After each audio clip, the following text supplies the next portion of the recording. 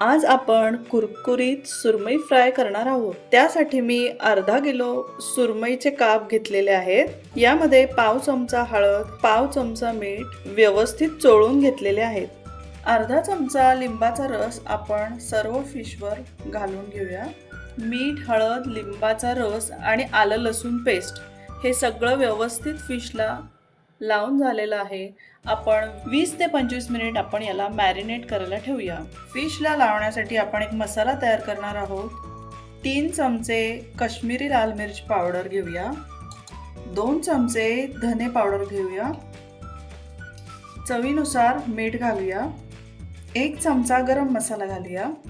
अर्धा चमचा कांदा लसूण मसाला घालूया. यामध्ये थोडंसं पाणी मिक्स करूया.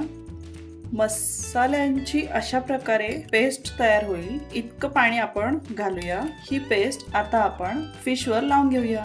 फिशला लावण्यासाठी आपण कोटिंग तयार करणार आहोत. त्यासाठी 1 कप तांदळाचं पीठ घेतलेलं आहे. 1 कप बारीक रवा घेऊया. यामध्ये अर्धा चमचा काश्मीरी लाल मिर्च पावडर घालूया. चवीनुसार मीठ घालूया. सर्व व्यवस्थित मिक्स करून घेऊया. अर्धा तास व्यवस्थित फिश मॅरिनेट झालेले आहे. आपण फिशसाठी जो मसाला बनवला आहे तो आपण फिशला दोनही बाजूनी व्यवस्थित लावून घेऊया. पॅनमध्ये तेल तापत आहे तोपर्यंत आपण रवा आणि तांदळाच्या पिठाचं जे आपण मिश्रण बनवलेलं आहे याचं कोटिंग व्यवस्थित आपण फिशला लावून घेऊया.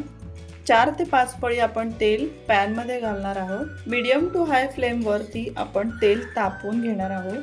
पॅनमध्ये तेल तापलेलं आहे.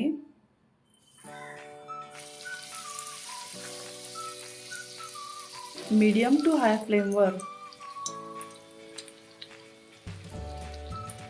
फिश आपण 1 ते 1.5 मिनिट एका साईडने फ्राय करू.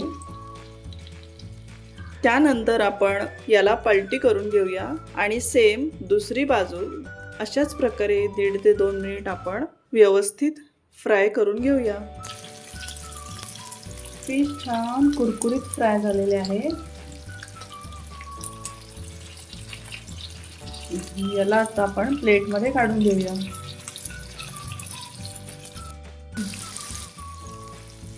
मीडियम फ्लेमवर अशा प्रकारे सर्वच फिश आपण फ्राय करून घेऊया.